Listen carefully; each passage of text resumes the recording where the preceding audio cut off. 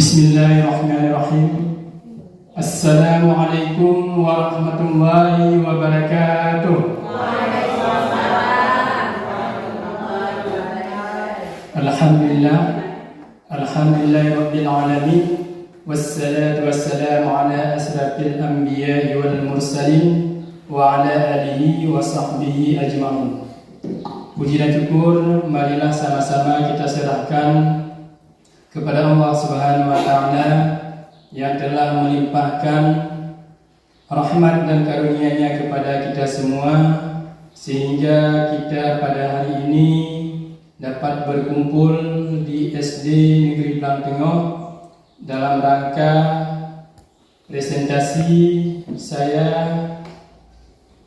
dengan judul Budaya Positif.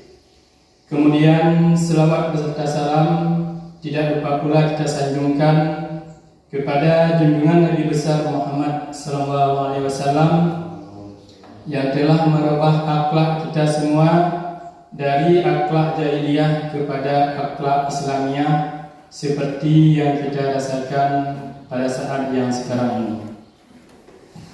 Yang saya hormati bapak-bapak dan ibu-ibu yang telah berhadir dalam rangka presentasi budaya positif. Jadi alhamdulillah hari ini kita dalam keadaan sehat, bugar, dan dalam lindungan Allah Subhanahu wa taala. Jadi adapun untuk tema pada hari ini berbagi pengalaman modul budaya positif.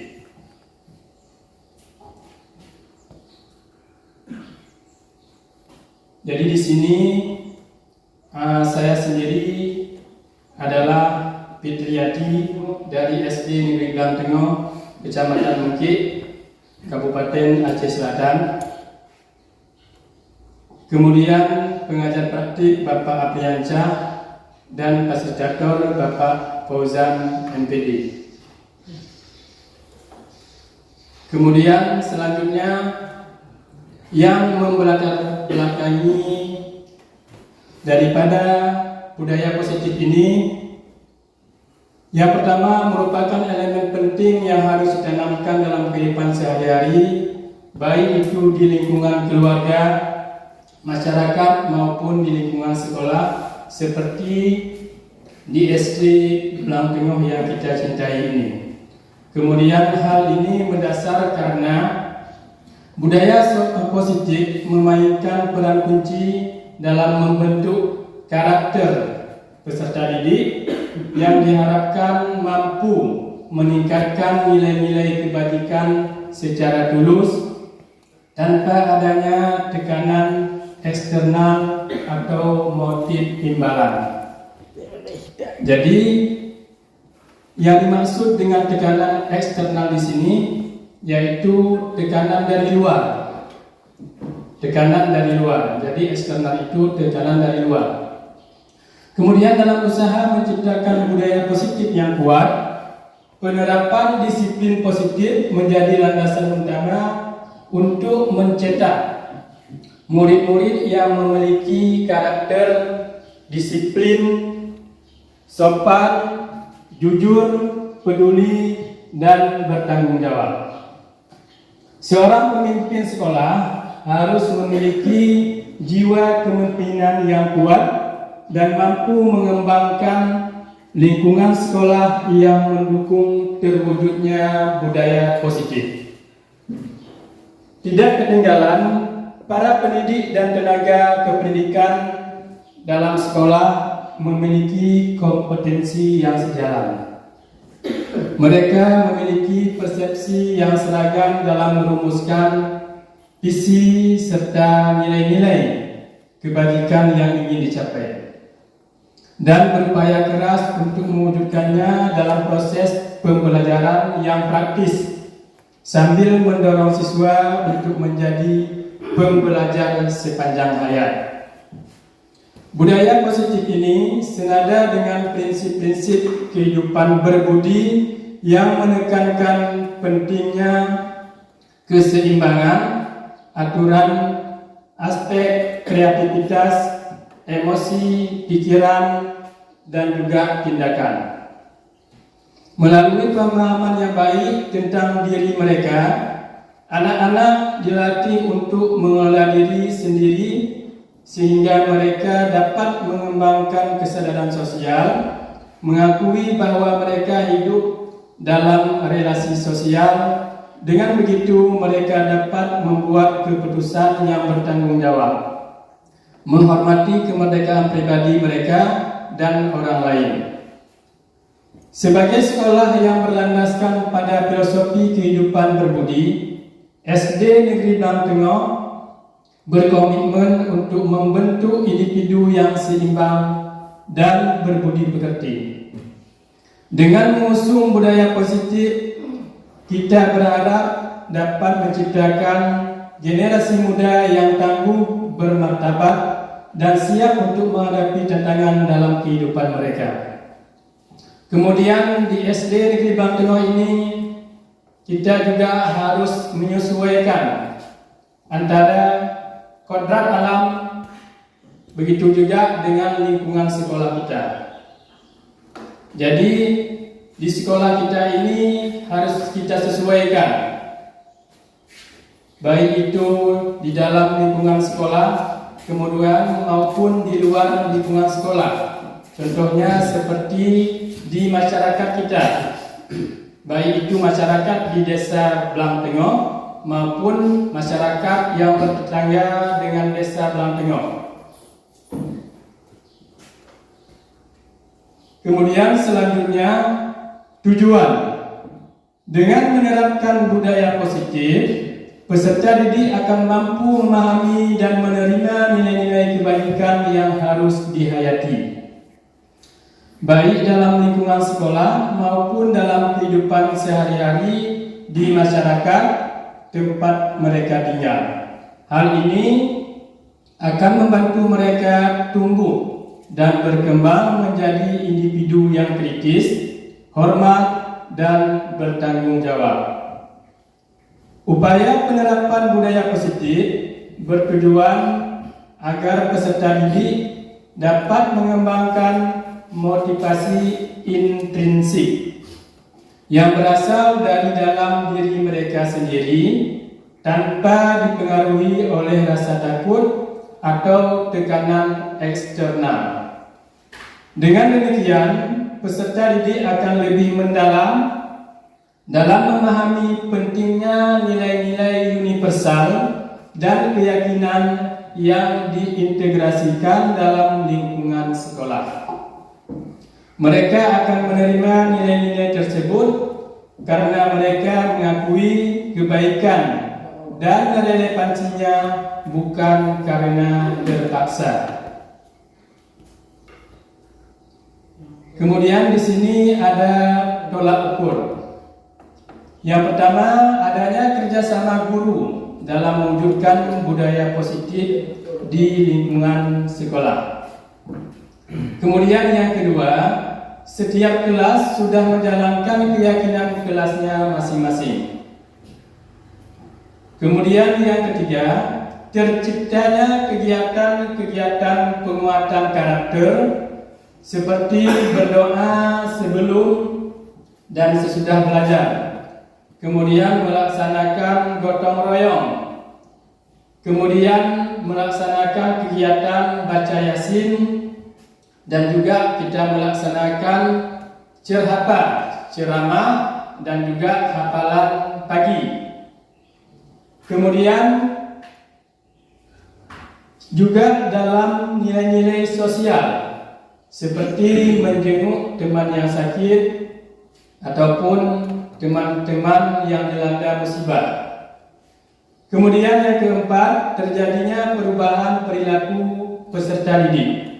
Jadi yang diharapkan dapat terjadinya perubahan perilaku pada peserta didik. Kemudian yang kelima, setiap guru dan peserta didik memahami pentingnya disiplin positif dan dapat dilihat realisasinya di lingkungan sekolah. Jadi ini merupakan tolak ukur daripada budaya positif. Kemudian selanjutnya, lini masa tindakan yang akan dilakukan. Bulan Oktober 2023 merancang gagasan atau ide serta dilanjutkan dengan diskusi mengenai langkah konkret yang akan diambil, menentukan jadwal rapat koordinasi dengan guru-guru yang didampingi untuk sosialisasi penerapan budaya positif dan lahirnya kesepakatan bersama guru-guru untuk mewujudkan kelas impian dengan membuat kesepakatan kelas atau keyakinan kelas pada setiap kelas. Jadi di sini saya merancang gagasan ini. Yang pertama, untuk berkolaborasi dengan guru-guru warga sekolah khususnya, dan semestinya juga dengan seluruh masyarakat. Tetapi karena budaya positif ini untuk sekolah kita dulu, kemudian nanti baru kita lanjutkan ke masyarakat. Kemudian di sini dengan kesepakatan ini, jadi guru-guru khususnya kita itu dapat mewujudkan kelas impian kita.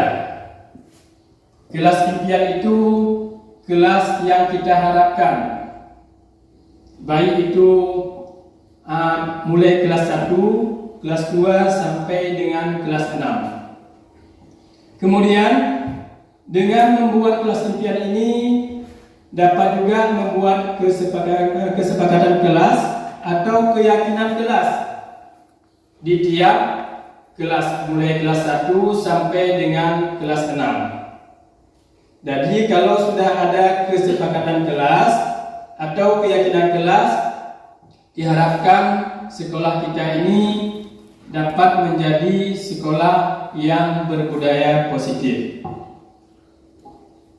Kemudian selanjutnya, hubungan yang dibutuhkan.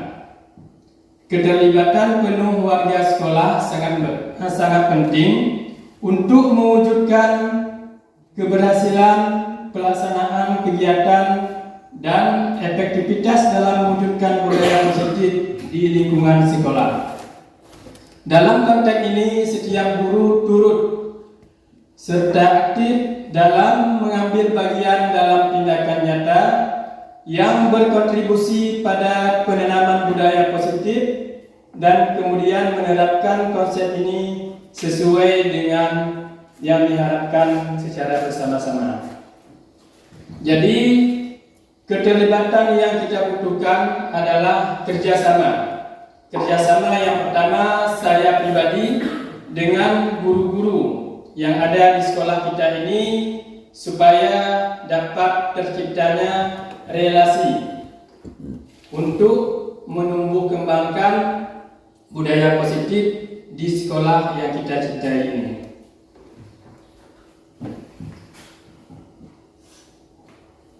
Kemudian perubahan paradigma belajar.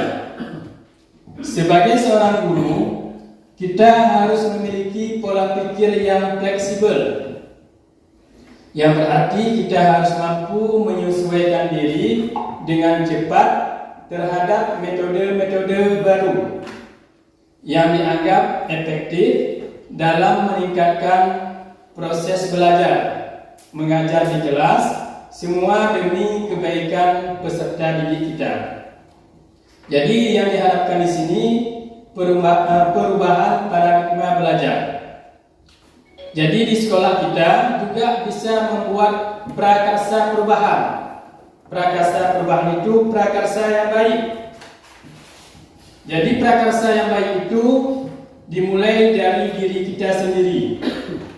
Kemudian baru kita terapkan di sekolah kita. Jadi dengan ada perubahan-perubahan yang baik di sekolah kita dapat membangun budaya positif. Contohnya salah satu perubahan-perubahan yang dapat kita lakukan ataupun yang sudah ada di sekolah kita setiap hari, yaitu mengadakan kegiatan senam pagi mulai dari hari Selasa, Rabu, dan Kamis serta hari Sabtu. Kemudian di hari Jumat kita melaksanakan kegiatan Yasin, membaca Yasin. Nah, itu perubahan-perubahan yang bisa kita terapkan dan harus kita pertahankan, karena kegiatan tersebut merupakan kegiatan yang mengandung unsur budaya positif. Bahkan kita juga dianjurkan untuk membuat prakarsa perubahan yang lain yang lebih baik. Contohnya di sekolah kita dekat dengan masjid, bisa kita buat prakarsa yang baik seperti salat berjamaah di masjid. Contohnya salat zuhur berjamaah untuk kelas tinggi, kelas 4, 5, dan 6. Itu bisa kita terapkan di sekolah kita. Itu juga merupakan budaya positif. Begitu juga dengan di dalam kelas. Tadi secara lingkungan sekolah keseluruhan. Di dalam kelas bisa juga kita terapkan budaya positif. Contohnya di dalam kelas sebelum memulai pelajaran kita tanamkan ataupun kita buat kegiatan literasi ataupun membaca 15 menit sebelum memulai pelajaran, ataupun ada prakarsa perubahan yang lain. Jadi tergantung kepada kita sebagai guru supaya anak-anak kita ini menjadi lebih baik lagi, lebih aktif dan juga kreatif dalam proses belajar mengajar.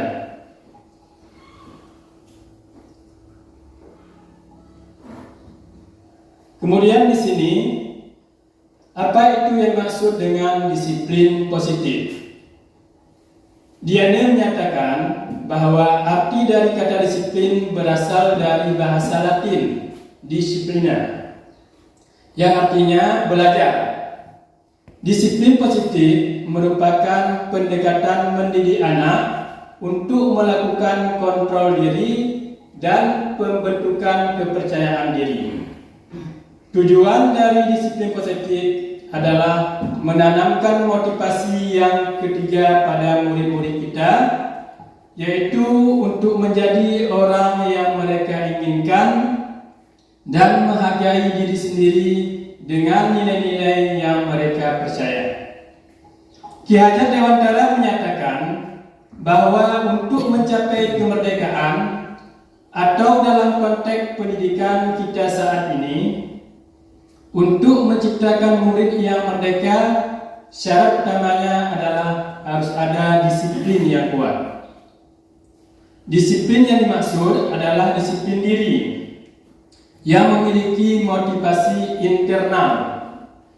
Jika kita tidak memiliki motivasi internal, maka kita memerlukan pihak lain untuk mendisiplinkan diri atau perlunya dorongan motivasi eksternal, karena berasal dari luar, bukan dari dalam diri kita sendiri. Jadi disiplin positif ini lebih baik berasal dari diri kita sendiri, internal. Jadi kalau disiplin ini sudah ada dalam diri kita sendiri,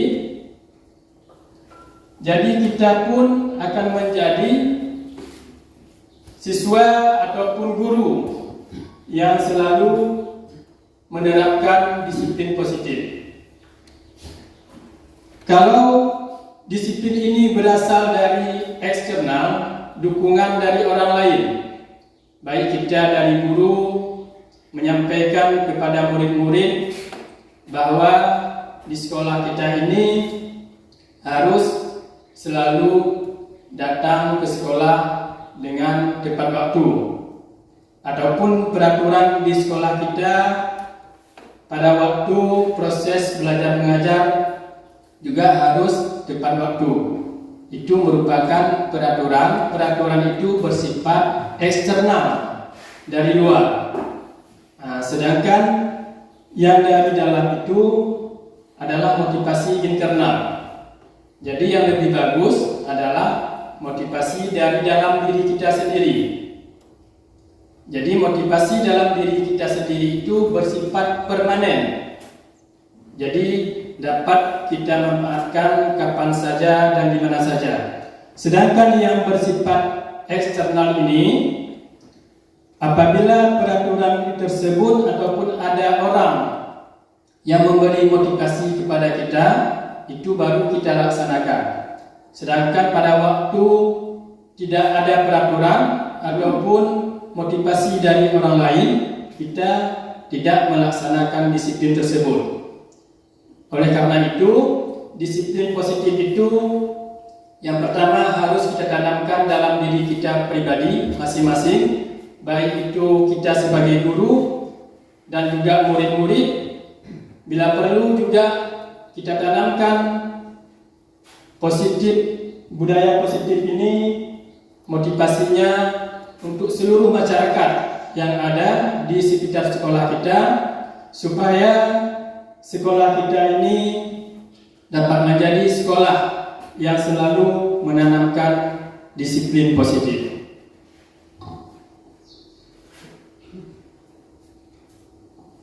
Kemudian di sini ada proyek nilai-nilai kebajikan.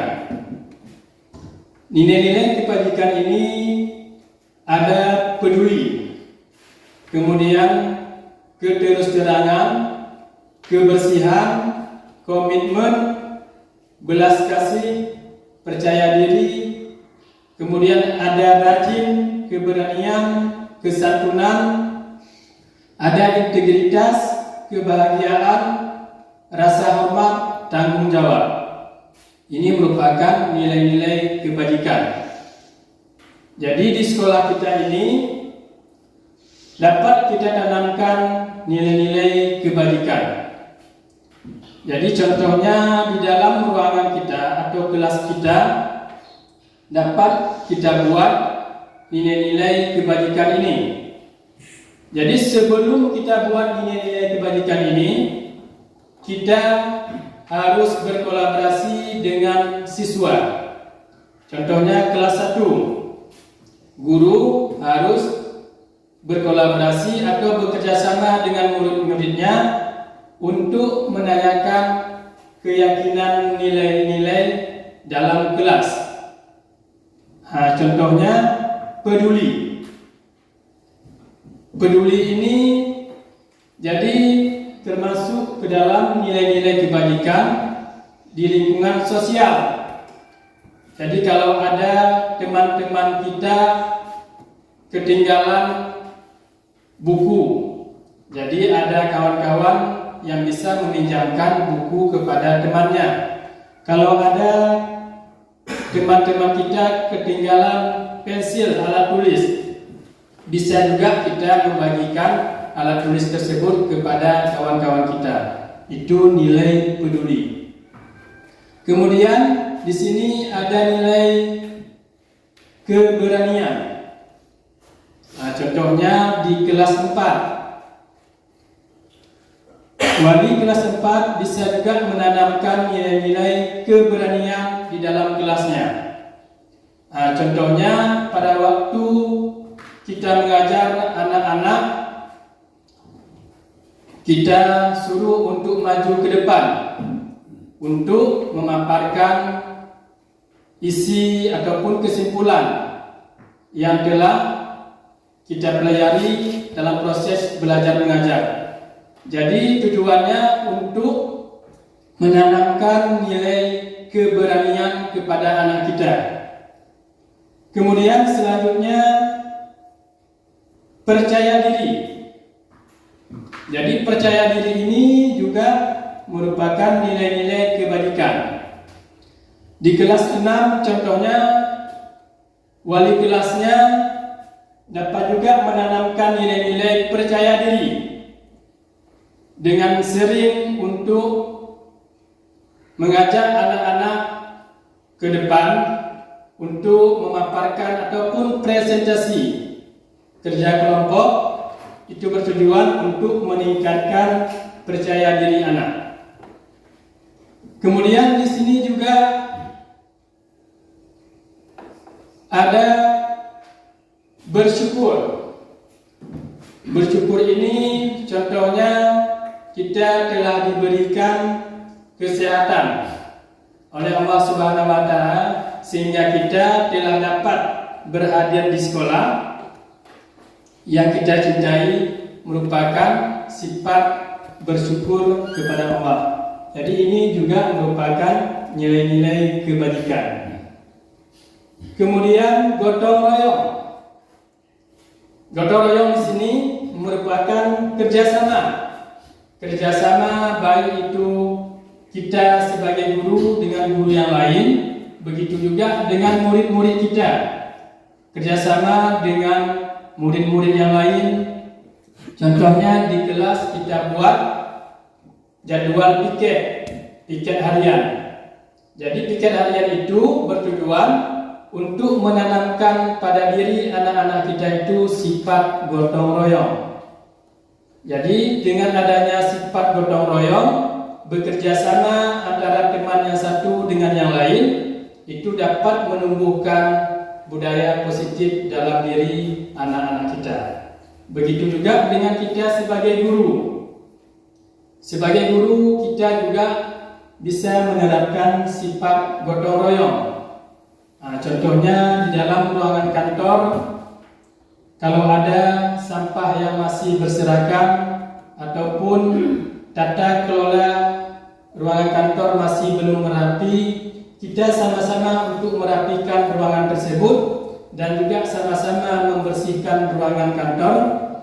Jadi itu juga merupakan gotong royong itu nilai-nilai kebajikan yang harus kita tanamkan di dalam diri kita masing-masing.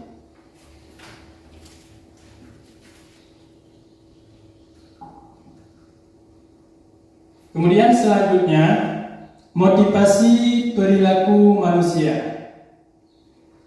Mari kita tanyakan ke diri kita sendiri bagaimana kita berperilaku.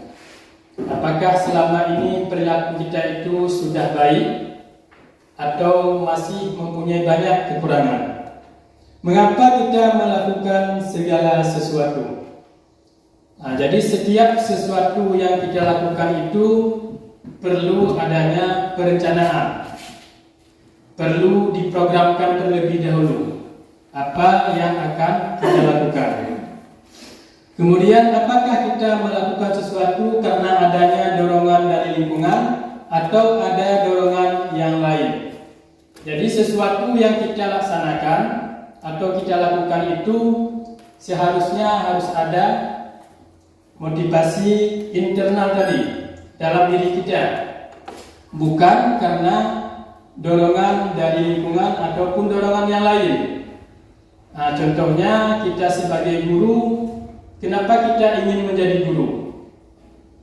Apakah itu memang dorongan dari luar ataupun memang dorongan dari dalam diri kita sendiri?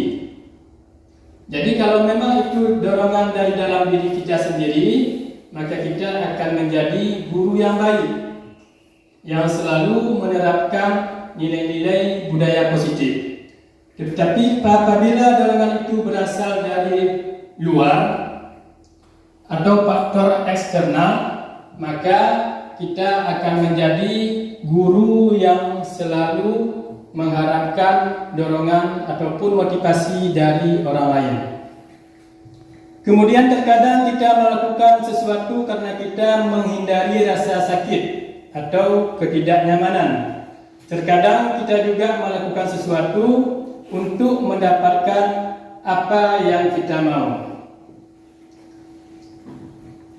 Jadi kita melakukan sesuatu itu tentunya ada apa yang kita inginkan. Jadi dalam kita melaksanakan sesuatu itu ada juga rasa sakit atau tidak nyaman. Contohnya kita di lingkungan sekolah ini, di dalam sehari-hari, baik itu dalam kegiatan rutin maupun kegiatan yang kita laksanakan di rumah, itu ada faktor ketidaknyamanan. Dalam artian mungkin di sekolah itu ada yang tidak menyukai perbuatan tingkah laku kita, bahkan yang kita laksanakan itu merupakan suatu ketidaknyamanan bagi kita. Jadi bagaimana usaha kita supaya kita menjadi nyaman, yaitu kita bisa berkolaborasi dengan teman-teman kita ataupun refleksi diri.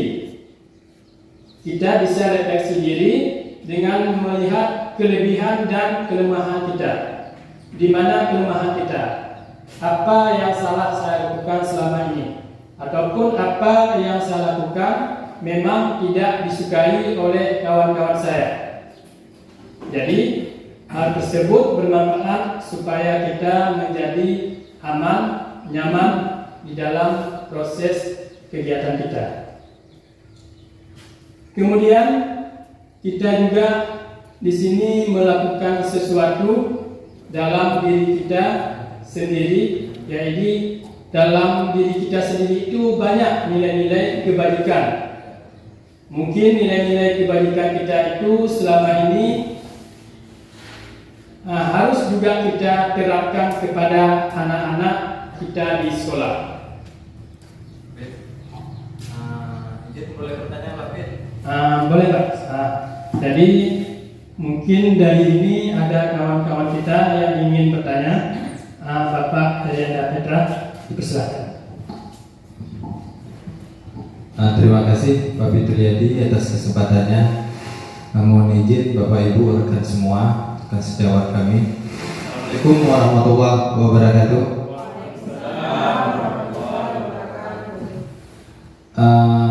Perlu kami sampaikan terlebih dahulu Pak Fitriadi luar biasa ini pemaparan hari ini. Karena selama ini kami berpikir disiplin itu adalah sesuatu yang kita laksanakan tidak harus mempertimbangkan dari dalam diri maupun dari luar orang lain gitu. Artinya tadi kami mendengar bahwa disiplin itu haruslah berasal dari internal, bukan semata-mata dari pihak eksternal. Artinya ada pengaruh dari luar sehingga kita mau berbuat disiplin gitu ya Pak Beda. Jadi yang ingin kami tanyakan yang pertama Pak Beda, kami melihat bahwa di sekolah kita itu kan memang kalau tingkat kehadiran guru alhamdulillah memang selalu cepat. Namun di sini ada satu yang mengganjal di pikiran kami, saya pribadi Pak Beda, ketika saya hadir ke sekolah kita di SD Blantungo ini, guru-guru kan pada sibuk nih ngurus anak-anak, mungkin membimbing anak-anak di kelas yang piket, kemudian juga menata persiapan untuk senam atau kegiatan pagi hari kita kan. Namun ada beberapa ini saya lihat di media sosial Pak Fitriadi ya, ada guru menunggu siswa di depan pintu pagar bersama-sama, baik itu dengan kepala sekolah, kita menunggu di depan pintu pagar. Apakah itu merupakan sebuah budaya positif? Kalau memang itu merupakan budaya positif, alangkah baiknya itu bisa kita terapkan di sekolah kita bersama-sama Bapak dan Ibu ya. Kemudian yang kedua yang ingin kami tanyakan Pak Fitriadi ya, terkait juga masalah budaya positif tadi. Kami juga melihat ini di sosial media TikTok itu banyak tuh yang diposting di sana, kegiatan-kegiatan guru mengajar, kegiatan guru berkolaborasi bersama dengan rekan sejawat. Di sini ya terfokus kami karena tadi kita pokok bahasanya masalah budaya positif. Apakah boleh? Karena kan selama ini kita menunggu siswa kan di sekolah kita, menunggu ketika siswa berbaris itu kan hanya salaman saja begitu Pak Beda. Nah kita salaman terus anak masuk dalam kelas, kemudian melaksanakan rutinitas KBM begitu. Yang ini kami tanyakan, kita agak memvariasikan sedikit. Mungkin kita buat semacam ini, saya lihat di media sosial Pak Beda. ada anak-anak tuh yang tos, kemudian ada yang peluk, kemudian ada anak-anak yang pinginnya memang salam saja begitu. Apakah itu bisa kita laksanakan untuk sekolah kita? Mungkin itu saja dulu 2 pertanyaan dari kami, Pak Pit. Terima kasih. Assalamualaikum warahmatullahi wabarakatuh.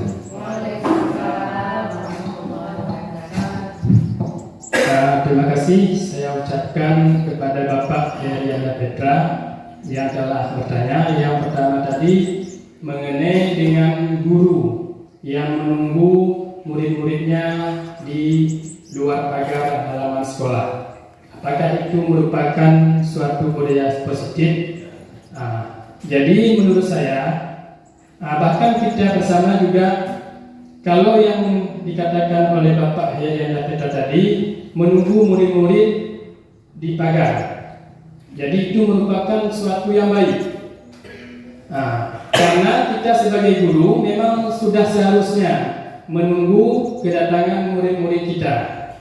Karena murid-murid kita itu memang harus kita tuntun. Kita berikan sesuatu yang terbaik. Jadi kalau kita menunggu murid-murid kita di pagar itu merupakan tuntunan yang baik. Karena secara tidak langsung kita mengajarkan murid-murid kita itu disiplin. Disiplin datang ke sekolah dalam artian guru-gurunya saja sudah siap menunggu kedatangannya. Jadi secara tidak langsung murid-murid kita itu juga meyakini dirinya bahwa saya juga harus datang ke sekolah itu lebih cepat. Karena budaya positif itu tidak mesti harus kita sampaikan seperti yang saya bilang tadi, unsur eksternal. Tidak mesti kita harus menyampaikannya kepada murid-murid. Secara tidak langsung murid-murid itu dapat melihat kita. Jadi pada waktu murid melihat segala perbuatan kita itu, mereka itu dapat mencontohnya. Karena kita guru itu adalah seseorang yang harus digugu dan ditiru. Jadi tanpa kita ajarkan kepada anak-anak kita itu, mereka sudah meniru kita, mencontoh kita. Dengan kita berdiri di pagar sekolah menunggu mereka, jadi sudah tertanam dalam diri mereka itu sifat disiplin. Disiplin datang ke sekolah. Itu secara tidak langsung. Jadi seperti yang disampaikan oleh Bapak Herianda Petra itu sangat bagus. Dan sangat penting kita terapkan di sekolah kita ini. Apalagi menurut saya sikap yang disampaikan oleh Bapak Herianda Petra itu setiap hari rutinitas kita harus kita laksanakan. Jadi jangan sampai cuma satu orang guru yang menunggu. Karena kalau kita menunggu secara bersama-sama, itu juga seperti yang saya uraikan tadi, keyakinan kita yaitu kerjasama. Di situ ada juga kerjasama. Jadi guru-guru menunggu kedatangan anak-anak. Jadi kalau cuma satu orang, itu bukan kerjasama namanya, kerja individu. Karena kita di dalam sekolah, semua warga sekolah itu harus berkolaborasi, bekerja sama antara satu dengan yang lainnya. Jadi agar terciptanya suasana aman, nyaman, dan tentram. Jadi kalau kita bekerja sendiri-sendiri, makanya akan tercipta suasana yang tidak nyaman. Mungkin ada perasaan-perasaan sakit hati dan sebagainya. Kemudian pertanyaan kedua yang ditanyakan oleh Bapak Herianda Petra tadi, di sekolah kita mau umpamanya menerapkan anak-anak pada waktu datang ke sekolah itu umpamanya tos ataupun salam ataupun berpelukan dengan guru. Itu merupakan juga sesuatu yang sangat baik. Karena itu juga merupakan budaya positif. Anak-anak pada waktu datang ke sekolah itu dengan berbagai karakternya. Jadi bisa jadi mereka di rumah itu pada waktu sebelum berangkat ke sekolah mungkin ada hal-hal yang mengganjal, di dalam benak anak-anak kita. Pada waktu datang ke sekolah, mereka itu akan melimpahkan kejanggalan-kejanggalan itu kepada kita. Contohnya pada waktu anak datang ke sekolah, mungkin dia di rumah kurang kasih sayang. Pada waktu dia datang ke sekolah, kita menunggunya, langsung dia berpelukan dengan gurunya. Berarti mereka itu membutuhkan kasih sayang. Itu termasuk nanti dalam kebutuhan dasar manusia. Begitu juga nanti kalau anak-anak datang ke sekolah, tos saja. Mungkin di rumah itu dalam keadaan mungkin mereka itu bahagia. Jadi sampai di sekolah mereka juga bahagia. Kemudian ada juga anak-anak sampai sekolah bersalaman saja. Jadi kita sebagai guru harus bisa membaca karakter anak-anak. Kalau dia berpelukan dengan kita, itu pasti ada sebabnya. Begitu juga cuma bersalaman saja. Begitu juga dengan tos. Jadi karakter anak-anak itu berbeda setiap harinya, tergantung keadaan ataupun situasi, baik itu di rumah maupun di lingkungan sekitarnya. Jadi kita harus memahami situasi dan kondisi anak-anak kita. Jadi situasi tersebut bukan hanya di luar sekolah, begitu juga di dalam kelas yang disampaikan oleh Bapak Yenda Petra tadi, bisa juga kita terapkan di dalam lokal. Sebelum anak-anak masuk ke dalam lokal, bisa juga kita terapkan, umpamanya kita tempelkan ataupun kita cetak seperti yang disampaikan oleh Bapak Yenda Petra itu, ada anak-anak nanti yang menunjuk tos ataupun berpelukan dengan guru ataupun cuma bersalaman. Jadi pada waktu itu kita menyadari bahwa anak-anak itu membutuhkan kasih sayang seorang guru. Kemudian mungkin ada juga tanggapan dari kawan-kawannya lain apa yang disampaikan oleh Bapak Yenda Petra tadi. Silahkan Pak Isrina. Assalamualaikum warahmatullahi wabarakatuh. Terima kasih kepada Bapak Fitriadi karena telah memberikan kesempatan untuk saya, untuk kami menyampaikan pertama tanggapan apa yang telah disampaikan sama Pak Yenda Petra tadi.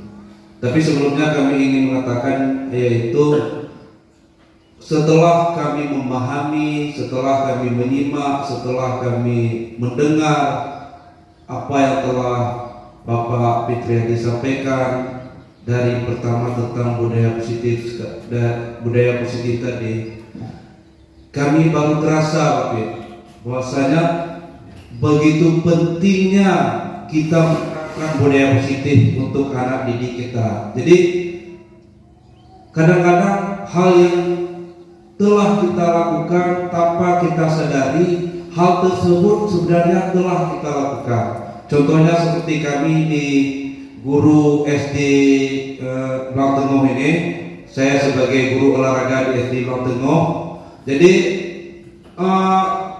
kami bersama guru-guru lain telah melakukan hal-hal tersebut, walaupun tidak sesempurna seperti yang telah Bapak Fitriadi sampaikan tadi, tapi paling tidak hal secuil tentang budaya positif tersebut telah kami lakukan. Tapi pada dasarnya pemahaman tentang itu yang belum kami ketahui tentang bagaimana manfaat kita anak didik ini belajar positif, budaya positif. Dan kami sangat menarik sekali lagi tentang Pak Fitriadi tadi mengatakan tentang apa? Tentang kodrat alam. Jadi kodrat alam sama-sama kita ketahui. Seperti saya, kebetulan di daerah kita di membimbing guru olahraga di SD Blang Tengah ini ada fasilitas-fasilitas yang memang yang mendekati dan anak-anak sering melakukan hal tersebut. Jadi hal tersebut seperti kodrat alam tadi saya bilang sampaikan, kita mengetahui bahwasanya anak-anak didik kita ini tempat tinggalnya di daerah bilang kita pedalaman maupun pegunungan. Jadi tentunya hal-hal yang akan kita berikan contoh kepada anak didik kita ini tentang bagaimana perilaku ataupun cara dia untuk bisa memahami lebih cepat tentang pembelajaran yang akan kita berikan, apalagi tentang budaya positif tadi Pak. Karena tidak mungkin kalau kita berdiri di anak didik kita ini kita memberikan tampilan seperti ini ikan. Tentu anak-anak kita ini tidak mengetahui bagaimana jenis ikan. Dia lebih mengetahui bagaimana jenis-jenis tumbuhan dan lainnya. Mungkin itu sangat menarik bagi kami Bapak. Dan ingin menambah tanggapan apa telah disampaikan sama Pak Hendra Petra tadi, masukan di saat kita menunggu anak-anak didik kita bisa dengan tos, kita bisa berpelukan. Kami rasa sangat membantu untuk kami jalankan nanti di sekolah kita ini yang kita cintai ini, supaya hal budaya positif akan kita perlihatkan, kita penampakkan kepada anak didik kita supaya bisa ditiru, karena hal tersebut akan membantu pemikiran, pola pikir anak-anak didikan ke dalam jenjang yang lebih baiknya.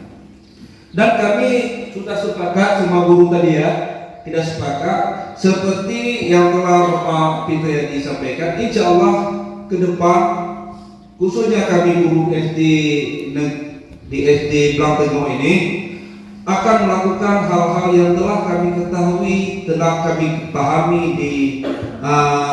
yang telah sesuai dengan persentase tadi. Kami akan mengikuti kegiatan-kegiatan tersebut, insya Allah. Okay. Dan satu pertanyaan kami, okay, bagaimana cara kita membentuk kodrat anak sesuai dengan alam? Mungkin hal-hal yang belum kami ketahui tentang bagaimana kami lebih untuk meningkatkan membentuk tingkatan kodrat alam untuk pemahaman keberhasilan anak. Mungkin itu dia saya Bapak, karena banyak waktu. Assalamualaikum warahmatullahi wabarakatuh.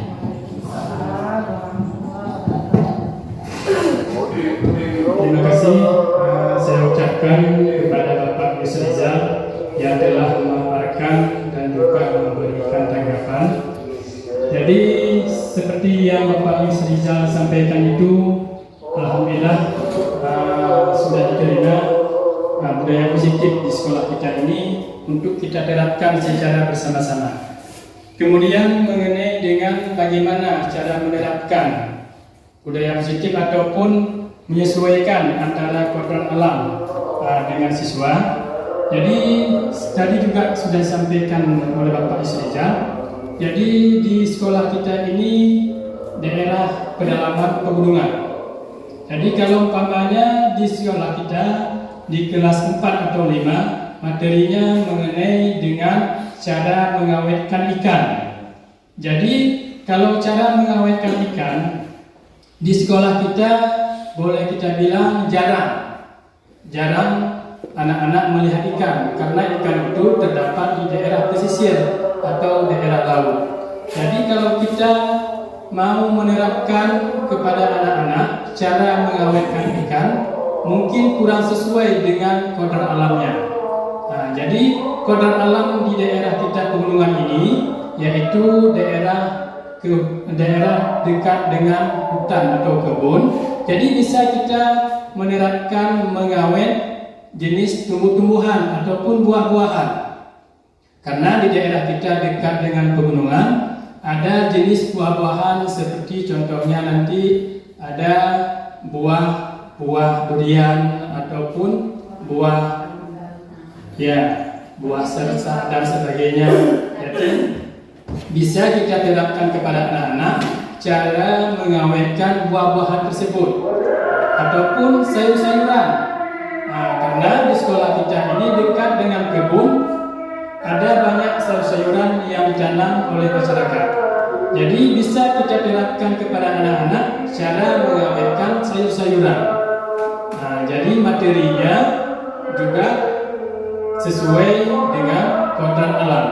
Jadi tidak mesti kalau di materi itu ditulis mengenai dengan cara mengawetkan ikan. Tidak mesti kita menyuruh anak-anak untuk mengawetkan ikan. Jadi kita sesuaikan dengan kodrat alam. Jadi yang dimaksud dengan disesuaikan dengan kodrat alam menurut keadaan lingkungan di sekitar kita. Begitu yang dapat saya sampaikan pada saja. Kemudian mari kita lanjutkan materi kita. Di sini ada kebutuhan dasar manusia. Kebutuhan dasar manusia ini ada 5 macam. Yang pertama ada kebutuhan bertahan hidup atau survival. Kebutuhan bertahan hidup ini adalah kebutuhan yang bersifat fisiologis untuk bertahan hidup, misalnya kesehatan, pakaian, rumah, dan juga makanan. Kemudian selanjutnya ada kebutuhan untuk disayangi dan juga diterima, meliputi kebutuhan akan hubungan dan koneksi sosial. Kebutuhan untuk memberi dan menerima kasih sayang dan kebutuhan untuk merasa menjadi bagian dari suatu kelompok. Jadi kebutuhan di sini akan kasih sayang. Contohnya anak-anak kita itu membutuhkan kasih sayang daripada seorang guru. Kita sebagai guru di sekolah merupakan orang tua yang kedua setelah di rumah masing-masing. Jadi anak-anak kita ini butuh kasih sayang dari kita sebagai seorang guru, baik itu kasih sayang dari dalam diri maupun kasih sayang dari luar. Contoh seperti yang disampaikan oleh Bapak Herianda Petra tadi, itu juga merupakan sebuah kasih sayang. Kemudian selanjutnya kebutuhan penguasaan. Jadi kebutuhan ini kebutuhan yang berhubungan dengan kekuatan untuk mencapai sesuatu, menjadi kompeten, menjadi terampil, diakui atas prestasi dan keterampilan kita, didengarkan dan memiliki rasa harga diri. Jadi di sini kebutuhan penguasaan atau power.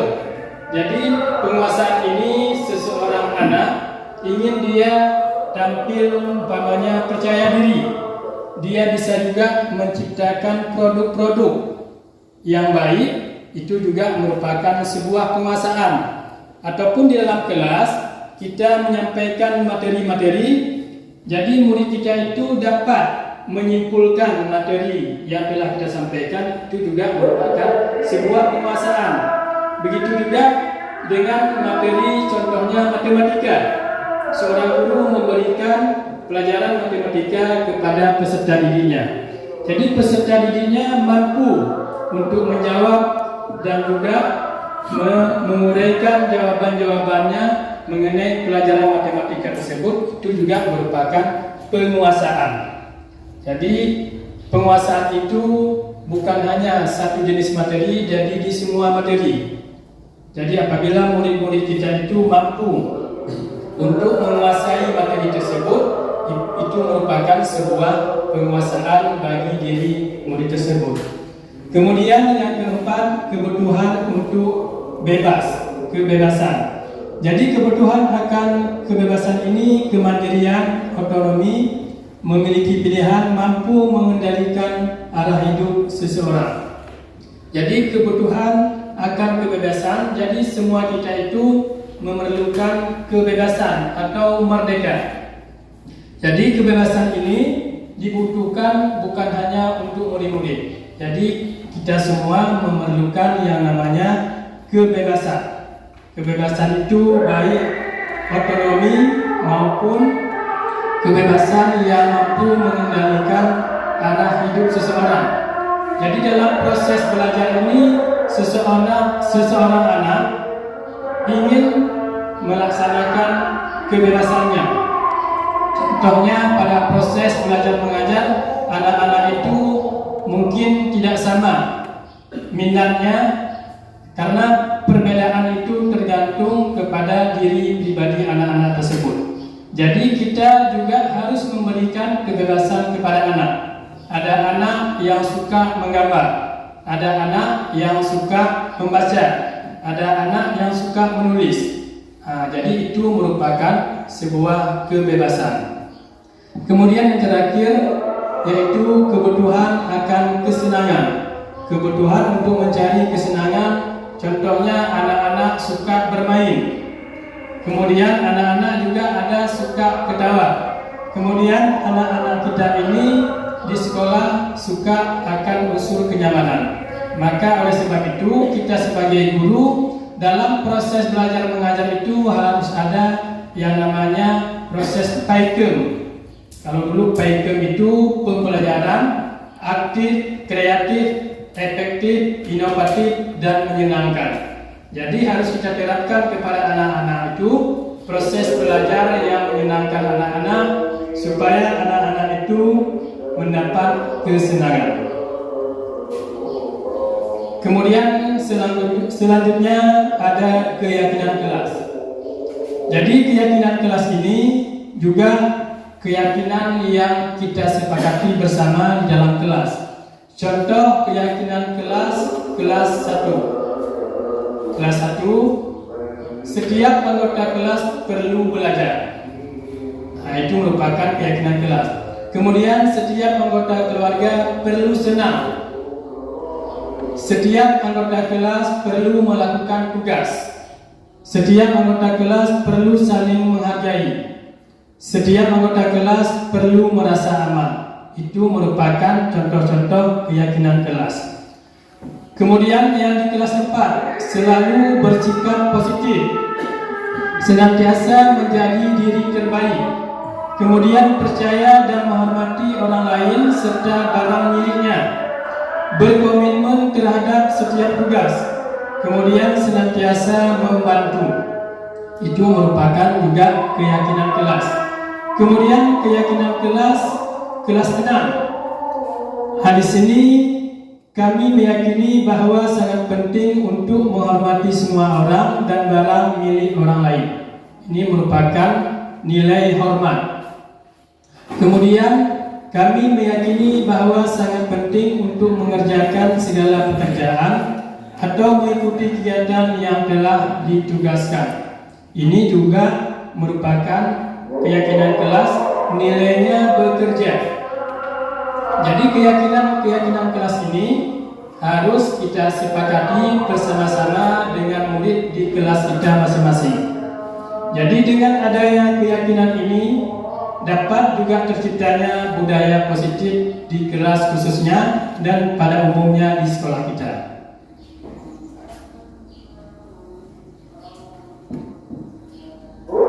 Kemudian selanjutnya posisi kontrol restitusi. Jadi posisi kontrol ini ada 5. Yang pertama ada posisi kontrol penghukum. Penghukum ini seorang penghukum bisa menggunakan hukuman fisik maupun hukuman perpal. Hukuman fisik ini bisa contohnya pada waktu anak-anak tidak mengerjakan tugas, kita menghukumnya dengan menyuruh berdiri di depan kelas dengan satu kaki, ataupun bisa juga hukuman itu dengan pamannya memukul tangan anak dengan menggunakan rol. Itu merupakan hukuman fisik. Adapun hukuman perpal ini menggunakan kata-kata kasar kepada anak. Itu merupakan hukuman perpal. Dengan mengatakan kepada anak-anak, awas ya kalau kamu tidak mengerjakan PR. Itu merupakan hukuman perpal kepada anak-anak. Kemudian kalau pamannya anak-anak pada waktu sedang belajar tidur, awas ya, nanti kalau kamu selalu tidur dalam kelas. Itu merupakan hukuman perpal kepada anak-anak. Kemudian yang kedua, pembuat merasa bersalah. Jadi pada posisi ini guru bersuara lebih lembut. Jadi tidak pada posisi penghukum.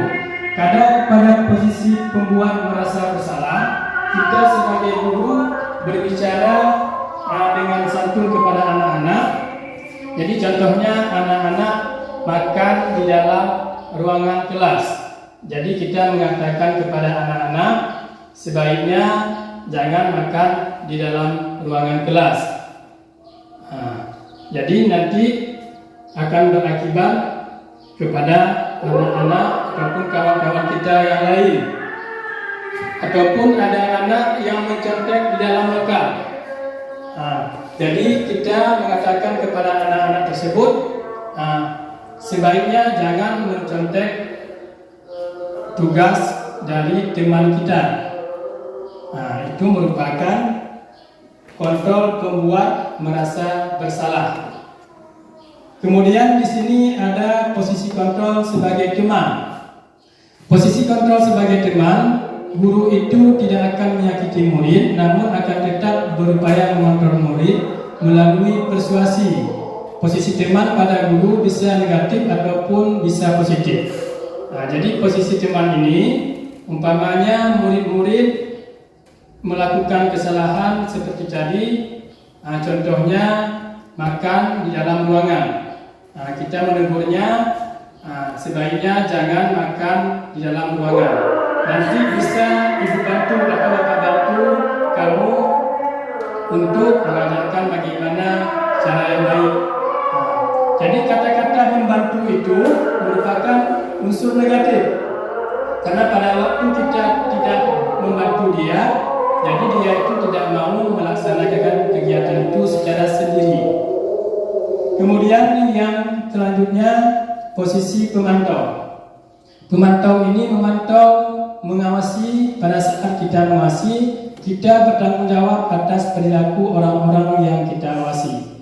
Di sini sebagai contoh yang dikatakan pemantau itu kita sampaikan kepada anak-anak yang melakukan kesalahan, kamu tidak mengerjakan tugas. Jadi apa konsekuensinya? Kalau kamu tidak mengerjakan tugas, berarti pada waktu istirahat nanti kamu tidak boleh keluar istirahat. Kamu harus mengerjakan tugas yang belum kamu selesaikan. Itu adalah posisi sebagai pemantau. Kemudian yang terakhir adalah posisi manajer. Posisi manajer ini di mana guru berbuat sesuatu bersama dengan murid, mempersilahkan murid mempertanggungjawabkan perilaku, mendukung murid agar dapat menemukan solusi atas permasalahannya. Jadi sebagai manajer ini adalah yang diharapkan. Yang diharapkan posisi kontrol itu adalah sebagai manajer yang kita tanamkan dalam diri kita sendiri. Jadi posisi manajer ini contohnya bagaimana? Kalau ada umpamanya murid melakukan kesalahan, contohnya makan di dalam ruangan, kita memanggil murid tersebut. Yang pertama kita itu harus mengajak anak tersebut untuk menstabilkan identitas. Jadi menyatakan kepada anak-anak bahwa semua orang itu pernah melakukan kesalahan. Jadi termasuk kita, bapak, ibu juga pernah melakukan kesalahan. Itu menstabilkan identitas. Kemudian kita melanjutkan validasi tindakan yang salah. Jadi apa yang kamu lakukan itu merupakan sebuah kesalahan. Jadi coba ceritakan kenapa kamu melakukan kesalahan tersebut. Jadi dia nanti menceritakan kepada kita kenapa dia makan di dalam ruangan. Kemudian yang terakhir nanti kita bisa menanyakan keyakinan. Jadi keyakinan seperti yang tadi, keyakinan kelas yang sudah kita sepakati bersama, bagaimana sarapan sebelum datang ke sekolah itu merupakan keyakinan kelas.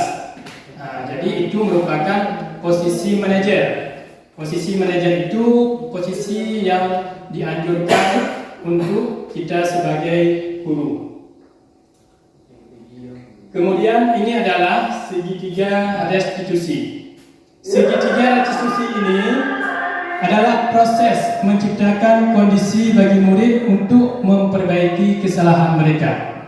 Jadi pada segitiga restitusi itu ada 3 kegiatan. Yang pertama, menstabilkan identitas, validasi tindakan yang salah, menanyakan keyakinan. Seperti yang saya uraikan tadi, itu merupakan segitiga restitusi. Jadi sampai di sini mungkin ada kawan-kawan yang memberikan masukan, tanggapan, saran dan juga kritikan, kami persilakan. Silakan Pak Arianda. Baik, terima kasih Pak Triadi. Sangat menarik bagi kami setelah kami melihat bahwa tadi Pak Fitriadi menanyakan 5 posisi kontrol, Pak ya. Melihat 5 posisi kontrol yang Bapak sampaikan, saya pribadi ya merasa malu sendiri ini Pak Fitriadi. Mungkin teman-teman lain juga sudah merefleksi diri sendiri nih. Tapi biar saya dulu yang merefleksi diri saya, Pak. Ternyata saya mendengar apa yang Pak Fitriadi sampaikan tadi, guru itu sebaiknya memposisikan diri di posisi manajer gitu ya. Kalau kami melihat bahwa yang pertama tadi ada penghukum, kemudian pembuat merasa bersalah, pemantau. Jadi kalau saya sendiri ya merefleksi diri sendiri Pak Fit ya, saya kadang-kadang sering nih di posisi penghukum nih. Itu ada cerita di siswa di kelas saya di kelas 5. Itu yang siswanya mencontek. Jadi kemarin itu saya katain begini, si ini Pak, si Ardi. Saya bilang, Ardi, kenapa kamu mencontek? Kamu kan punya tugas sendiri, kamu bisa kerjakan sendiri.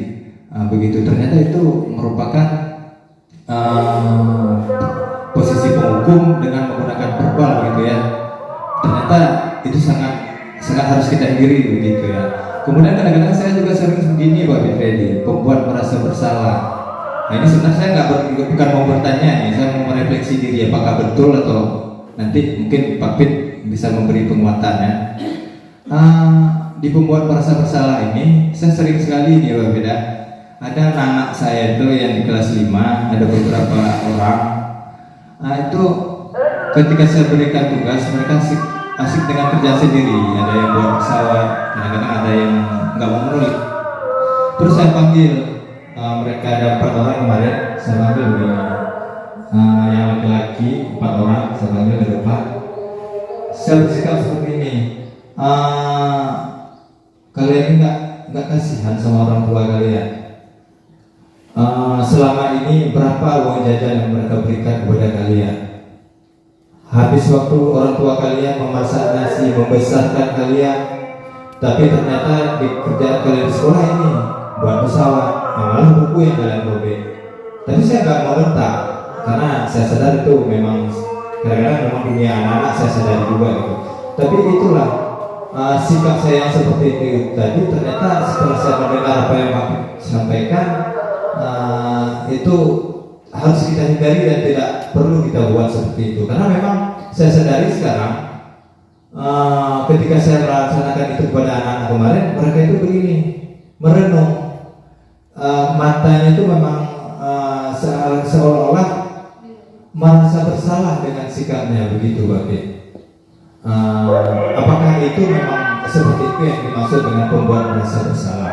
Nah jadi itulah alhamdulillah hari ini kami mendengar setelah paparan Pak Fitriadi tadi, ternyata kita tidak harus seperti itu. Kita harus berada di posisi manajer yang mana kita sebagai guru harus bisa memposisikan bahwa murid itu dapat mempertanggungjawabkan sendiri apa kesalahan atau kekeliruan dari keyakinan kelas yang mereka langgar begitu. Mereka sendiri yang mendapat atau mengemukakan solusi atas permasalahan yang dia buat begitu. Terima kasih Pak, luar biasa ini materi. Terima kasih kembali kepada Bapak Haji dan Putra yang telah menyampaikan tadi mengenai dengan posisi kontrol Yang pertama posisi kontrol penghukum, kemudian pembuat merasa bersalah. Jadi yang Bapak Herianda Petra sampaikan tadi itu sangat benar.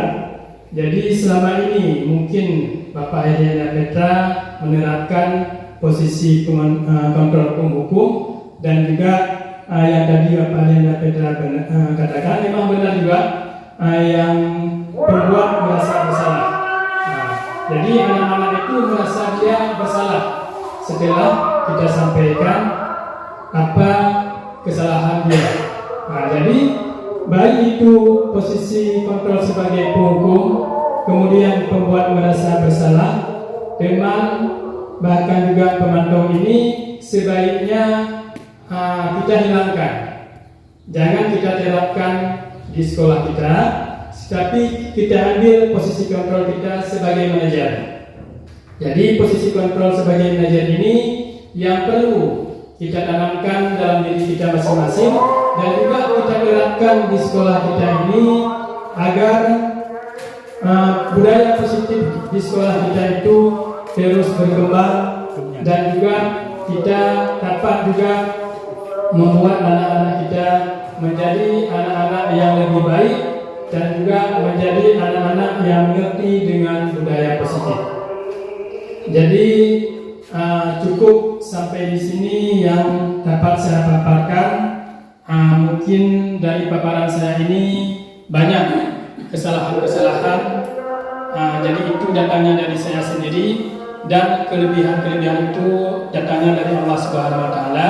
Terima kasih kepada kawan-kawan guru hebat yang telah ikut berpartisipasi dalam presentasi saya ini. Semoga Allah membalasnya, dan juga semoga budaya positif ini dapat kita terapkan di sekolah kita ini, dan juga dapat kita terapkan untuk siswa-siswa kita khususnya, dan juga untuk lingkungan di sekitar sekolah kita.